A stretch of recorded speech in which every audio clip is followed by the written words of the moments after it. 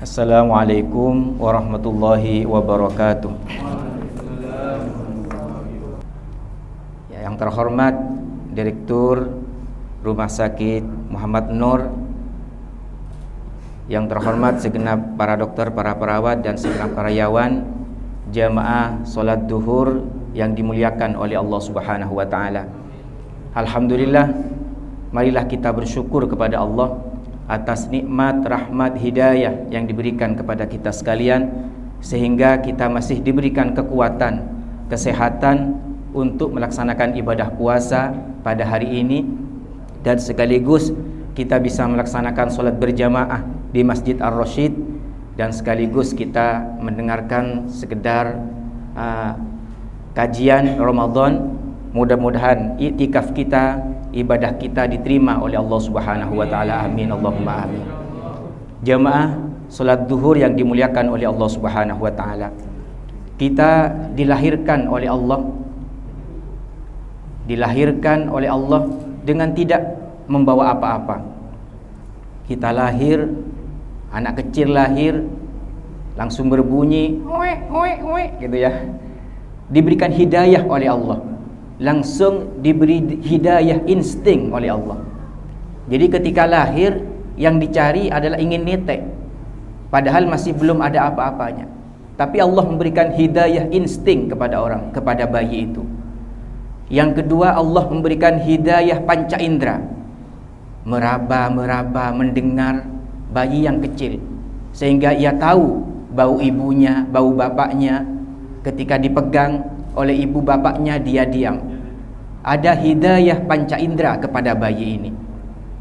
Yang ketiga, Allah memberikan hidayatul aqli kepada orang itu. Diberi hidayah akal. Dari akalnya itu dia bisa berfikir dan terus berfikir. Yang keempat, Allah memberikan hidayatud din, hidayah agama kepada orang. Yang hidayah agama ini merupakan SOP, standar operasional prosedur dari insting, panca indera dan akal. Kalau tidak ada agama, maka akal ini bisa ngakali, panca indera bisa disalahgunakan. Maka Allah memberikan hidayatud din, hidayah agama kepada kita. Alhamdulillah, kita masih diberikan iman dan Islam oleh Allah Subhanahu wa taala. Hidayah yang kelima adalah hidayatut taufik, hidayah taufik. Kadang orang beragama, berakal, punya panca indera, punya insting, tapi tidak diberi hidayah oleh Allah Subhanahu wa taala. Na'udzubillahi min dzalik. Maka berpagi-pagi kita berdoa, Allahumma hdini fi man hadait. Ihdinas siratal mustaqim, siratal ladzina an'amta 'alaihim ghairil maghdubi 'alaihim waladdallin. Amin. Kita bisa mengisi akal ini, ada yang namanya hidayatul irsyad, hidayah petunjuk dari orang tua kita. Jadi orang tua kita itu sudah mengajarkan kepada kita pejengah, imanah, pakuat, akhlak. Itu hidayah petunjuk dari guru kita, dari orang tua kita, sampai orang tua dari guru-gurunya, sampai Rasulullah sallallahu alaihi wasallam. Alhamdulillah, kita diberikan kecukupan oleh Allah. Lantas dari hidayah yang Allah berikan kepada kita itu, kita disuruh bekerja, mencari nafkah. Ada yang rizki itu harus dicari, ada rizki yang harus datang dengan sendirinya. Jadi rizki datang itu seperti ajal akan datang kepada orang yang tidak bisa ditolak. Ketika rizki itu sudah datang, maka pasti datang. Jandeng maturah mula sapereng pakun sapereng, mula du pereng pakun du pereng. Rezekinya satu piring tapi masih terus makan, akhirnya minta apa ini namanya? Keluar lagi, karena rezekinya memang hanya satu piring itu. Maka alhamdulillah, dari rezeki yang Allah berikan kepada kita, ibaratnya aliran ledeng, ada pipa yang masuk ke jeding kita. Bagaimana air jeding ini agar supaya tetap bersih? Jadi kalau 1 tahun jeding ini tidak dibersihkan, maka jeding ini akan menjadi basi, bau dan kotor. Bagaimana pipa peralon yang ribuan tahun atau berapa tahun tidak diganti atau tidak bersihkan, maka niscaya airnya itu yang masuk ke jeding menjadi kotor juga. Ada mungkin laut mati di sekitar Yordan, laut mati itu tidak keluar airnya, dan hanya di situ. Maka ketika orang mandi di laut mati itu, ketika keluar mau baunya busuk, itu laut mati. Berarti dalam artian begitu juga rezeki yang kita dapat. Ketika 1 tahun rezeki yang kita dapat disimpan saja, tidak dikeluarkan, tidak disedekahkan, maka akan menjadi penyakit bagi orang yang memegang itu. Maka setiap rezeki yang kita masuk harus dikeluarkan lagi, agar supaya apa? Agar supaya bersih. Agar supaya apa lagi? Agar supaya tidak kotor, dan agar supaya bertambah rezeki itu. Kalau jeding pipa dibersihkan, maka otomatis aliran air yang menuju ke jeding kita akan menjadi lebih banyak lagi. Begitu juga rezeki yang kita miliki. Siapa yang berikan rezeki? Allah. Harta yang kita miliki milik siapa? Milik Allah. Kita hanya menjaga saja, dan Allah mengatakan, innallaha khalaqad dunya, Allah menciptakan dunia itu lil ibadah la lil imarah. Tidak hanya membangun-bangun saja, tapi Allah menciptakan dunia ini untuk beribadah kepada Allah. Wa khalaqal malah lil infaq la lil imsak. Allah menciptakan harta yang kita miliki ini untuk apa? Untuk diinfakkan, bukan untuk disimpan. Kalau kita ingat, kita lahir dulu tidak membawa apa-apa. Allah menciptakan kita dengan kecukupan sekarang, masa kita simpan begitu saja? Maka kita keluarkan itu agar supaya menjadi rezeki yang barokah dan terus barokah. Rezeki yang tidak dikeluarkan maka tidak bersih. Jadi kalau rezeki itu minimal 2,5%. Kalau zakat itu wajib harus dikeluarkan, tapi kalau sedekah itu sunnah. Jadi zakat mal, zakat harta, zakat dagangan. Kalau berdagang beberapa tahun dapat uang tapi tidak dizakati, maka harta itu akan menjadi penyakit bagi orang itu, bagi ahli baitnya, bagi keluarganya. Dianya tidak penyakit dan akan berdampak kepada orang yang memegang amanah Allah itu. Maka yang paling penting, bagaimana kita wa anfiqu mimma razaqnakum, dan nafkahkanlah dari sebagian yang kau rezekikan kepadamu, min qablih, dari sebelum ayyati ahadukumul maut, sebelum kematian itu datang kepada kita. Orang yang sudah mati, para bapak jemaah sekalian, yang diminta ingin bangkit lagi, yang diminta bukan ingin haji, bukan ingin sholat, tapi yang diminta ingin bersedekah. Diabadikan dalam Al-Quran, Rabbi laula akhartani ila ajalin qarib fa asaddaqah wa akum minas solihin. Duh Pangeran, akhartani, akhirkan, hidupkan sebentar saja. Rabbi akhartani ila ajalin qarib fa asaddaqah wa akum minas solihin. Saya ingin bersedekah. Ini saking dahsyatnya sedekah, jemaah sekalian. Jadi dahsyatnya sedekah itu sampai Nabi mengatakan, mana qasad sadaqatun min malin wa ma zadallahu abdan. Jadi tidak akan berkurang sedekah yang dikeluarkan itu, malah Allah akan memberikan tambahan kepada orang yang ahli sedekah itu. Di antaranya, dawau mardakum bis sedekah. Obatilah orang sakitmu itu dengan sedekah. Jadi selain sedekah itu, kalau bisa sedekah sirri, para jemaah sekalian. Sedekah sirri itu dirahasiakan dari hamba Allah, dari hamba Allah, dari hamba Allah, yang orang lain tidak tahu bahwa kita sedekah. Dan sedekah sirri itu menolak dari murka Allah, dan ketika mati nanti husnul khatimah. Jadi perbanyak kita bersedekah. Sampai ada cerita Nabi Musa berkata, ya Rasul, saya sudah puasa, saya sudah beribadah, saya sudah sholat, saya sudah zikir. Apakah engkau sudah senang kepadaku ya Allah? Tidak. Sholatmu itu untuk kamu, karena dengan sholat itu kamu bisa mencegah fahsya dan mungkar. Apakah dengan puasa ini ya Allah? Tidak. Puasamu itu untuk dirimu sendiri, karena dengan puasa kamu bisa mengendalikan hawa nafsu. Apakah dengan zikir ya Allah engkau senang kepadaku? Tidak. Zikirmu itu untuk dirimu, karena dengan zikir hatimu bisa tenang. Lantas apa ya Allah? Amalan apa yang kau bisa senang kepadaku? Yang membuat aku senang kepadamu adalah sedekah, zakat dan infakmu, dan kau bisa membahagiakan orang lain. karena kau bisa membahagiakan orang lain, saya senang kepadamu.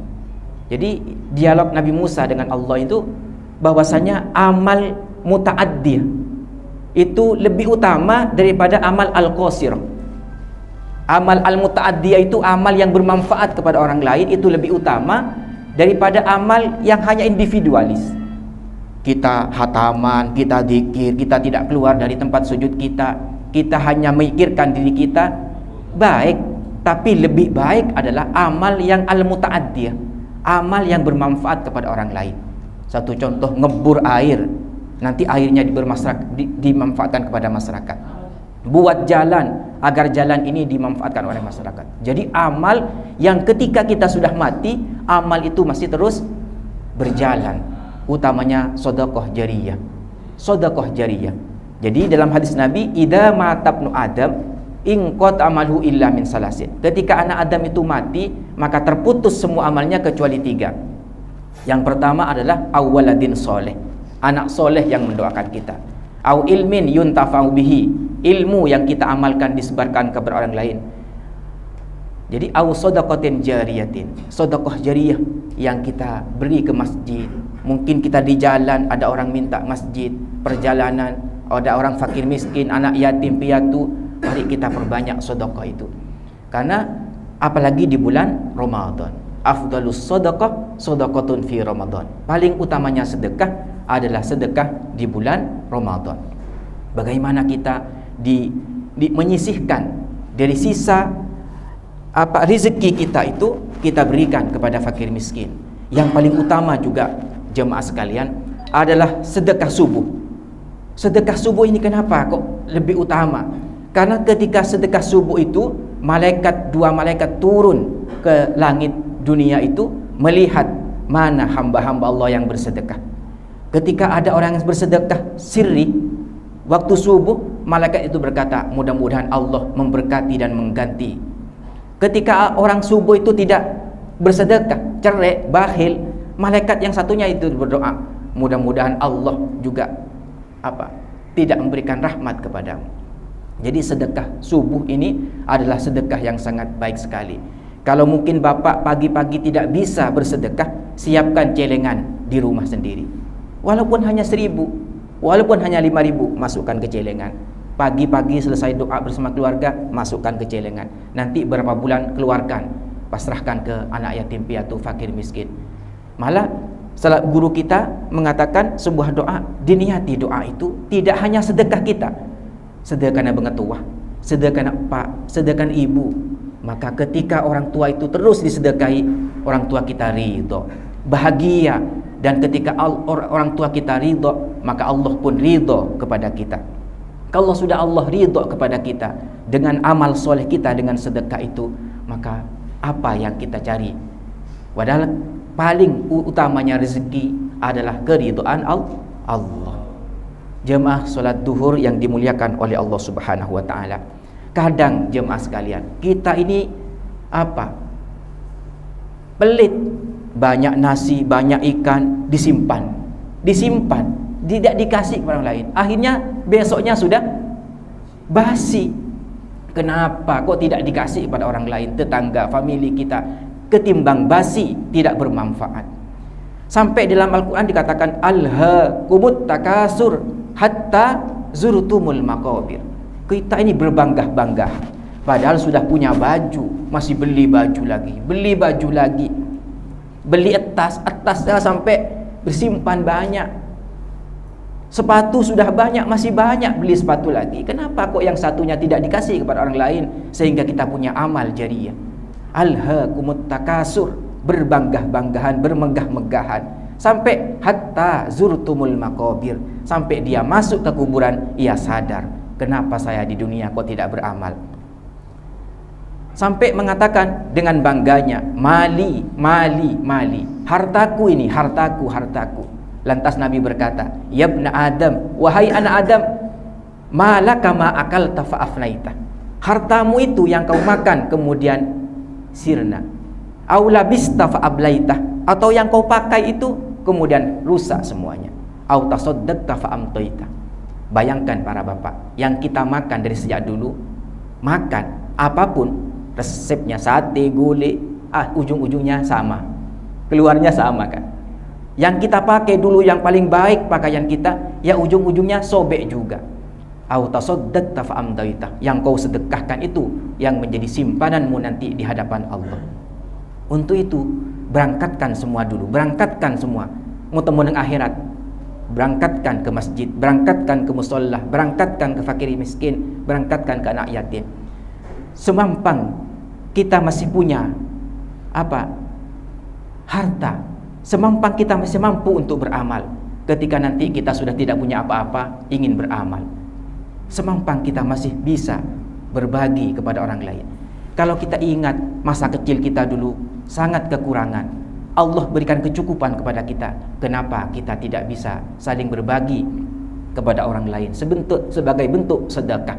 Tapi kalau zakat fitrah, zakat mal, zakat profesi itu wajib. Kalau tidak dikeluarkan, ya pasti diadab oleh Allah Subhanahu wa ta'ala. Kalau sedekah itu sunnah, seorang yang banyak sedekahnya itu lebih banyak lagi. Pernah sahabat yang fakir miskin berkata, "Ya Rasul, min ahli dusur, orang-orang yang kaya itu bisa bersedekah, bisa mengeluarkan semuanya, sementara saya yang tidak punya ini, dengan apa saya bersedekah?" Lantas Rasul berkata, kalimatut thayyibah, kalimat-kalimat thayyibah itu bisa bernilai sedekah. Membantu orang markir atau membantu orang nyebrang jalan itu juga bernilai sedekah. Setiap amal soleh, amal kebaikan bisa bernilai sedekah. Nanti jemaah sekalian, orang itu akan dipanggil oleh Allah sendiri tanpa pelantara. Dalam hadis Nabi dipertegas, ma minkum min ahadin illa sayukallimahu rabbuhu laisa bainahu wa bainahu tarjumani. Semua orang itu akan diajak bicara oleh Allah. Di antara dia dan Allah tidak ada perantara semuanya. Tidak ada backing, tidak ada yang ngantar. Nanti dipanggil, "Hei fulan bin fulan, sini kamu. Apa yang kau pergunakan dengan umurmu? Apa yang kau pergunakan dengan hartamu? Apa yang kau pergunakan dengan usiamu itu?" Kemudian orang ini menoleh ke kanan. Tidak melihat, tidak ada teman kecuali amal soleh yang ia lakukan selama berada di dunia. Kemudian menoleh ke kiri, tidak ada teman kecuali amal soleh yang ia lakukan selama berada di dunia. Kemudian orang itu melihat ke depannya neraka jahanam yang sedang bergolak. Lantas Nabi berkata, "Fattakun nar walau bisyikki tamratin." Takutlah kalian ke api neraka itu walaupun hanya dengan sebiji kurma. Dalam artian apa? Banyak sedekah. Siapa tahu sebiji kurma ini bisa nolak dari siksa api neraka. Fa illam tajid, katanya Nabi, ketika kamu tidak mendapatkan sebiji kurma pun, fa bi kalimatit thayyibah, maka perbanyaklah kalimat-kalimat thayyibah. Kalimat-kalimat thayyibah dengan zikir kita, istighfar, solawat, berbanyak atikir ke Allah, atau dengan kalimat thayyibah memberikan petunjuk kepada orang lain yang kesasar, berkata-kata yang baik kepada orang lain, itu juga termasuk sedekah. Jadi kita perbanyak bekal menghadap kepada Allah Subhanahu wa ta'ala, karena nanti semuanya akan ditanyakan tentang sedekahnya itu. Dan sedekah ini bisa menolak bala, dan sedekah ini bisa menenteramkan. Kalau anak kita mau sekolah, ya sedekah. Ya, ketika anak kita sakit, sedekah lidaf'il bala. Jadi niatnya sedekah itu multi, bisa diniati apa saja, terutama adalah keberkahan hidup kita. Keberkahan hidup kita yang paling penting, barokah anak kita, keluarga kita barokah, semuanya nolak bala dengan sedekah.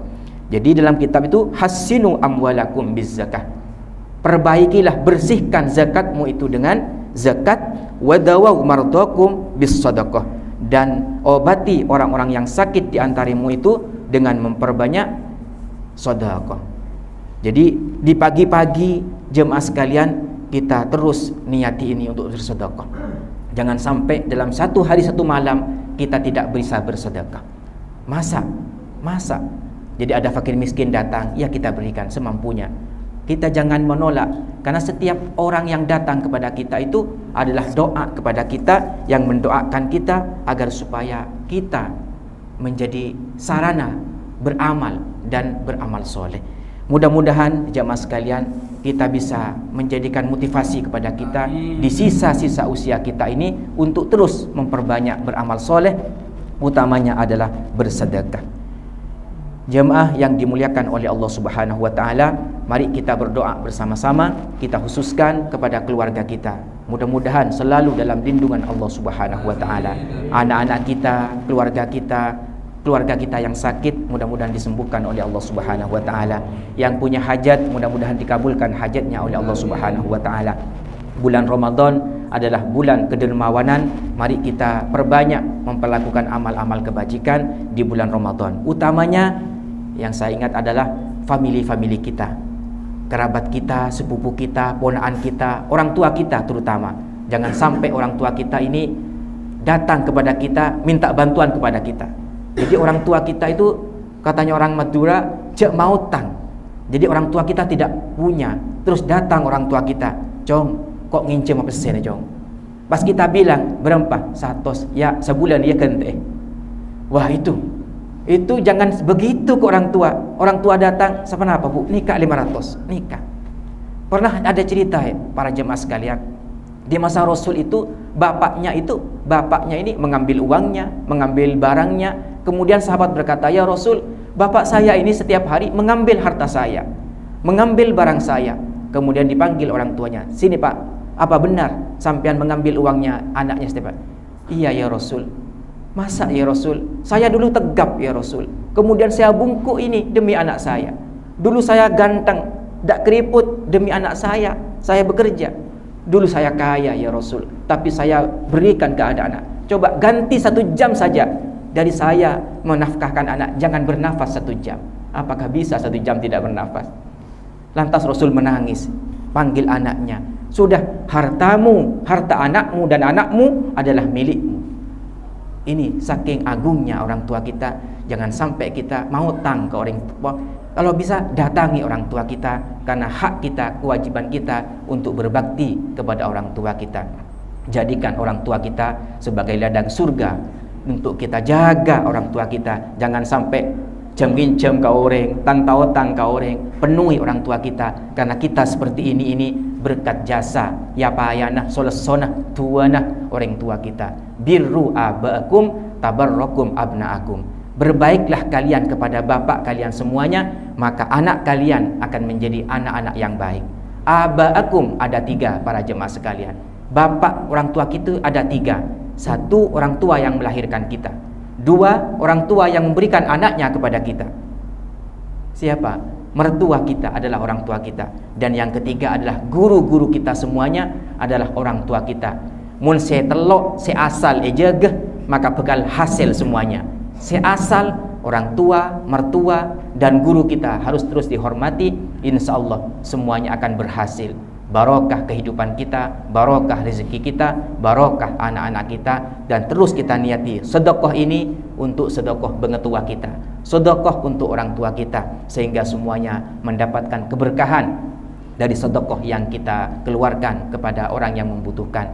Demikian ihdinas shiratal mustaqim. Kita baca surat Al-Fatihah ala hadihin niyah Al-Fatihah. A'udzubillahi minasyaitonir rajim. Bismillahirrahmanirrahim. Alhamdulillahirabbil alamin arrahmanir rahim maliki yaumiddin. Iyyaka na'budu wa iyyaka nasta'in. Ihdinas shiratal mustaqim. Shiratal ladzina an'amta 'alaihim ghairil maghdubi 'alaihim waladdallin. Amin. Bismillahirrahmanirrahim.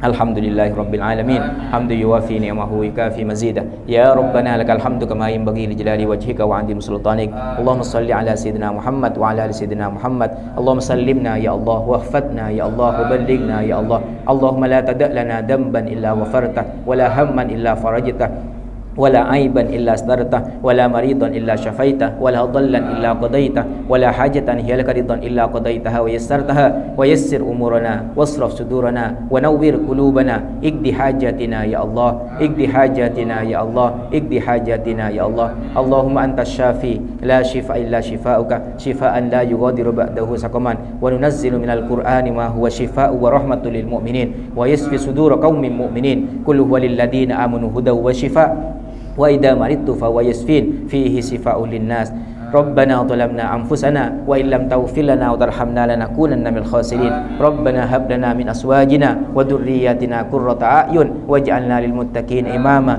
Rabbana atina fid dunya hasanah wa fil akhirati hasanah wa qina adzabannar wa adkhilnal jannata ma'al abrar ya aziz ya ghaffar ya rabbal alamin. Wa sallallahu ala sayyidina Muhammad wa ala alihi wa sahbihi wasallam walhamdulillahi rabbil alamin. Al-Fatihah. A'udzu billahi minasyaitonir rajim. Bismillahirrahmanirrahim. Alhamdulillahi rabbil alamin arrahmanir rahim maliki yaumiddin. Iyyaka na'budu wa iyyaka nasta'in ihdinas siratal mustaqim siratal ladzina an'amta 'alaihim ghairil maghdubi 'alaihim waladdallin. Amin.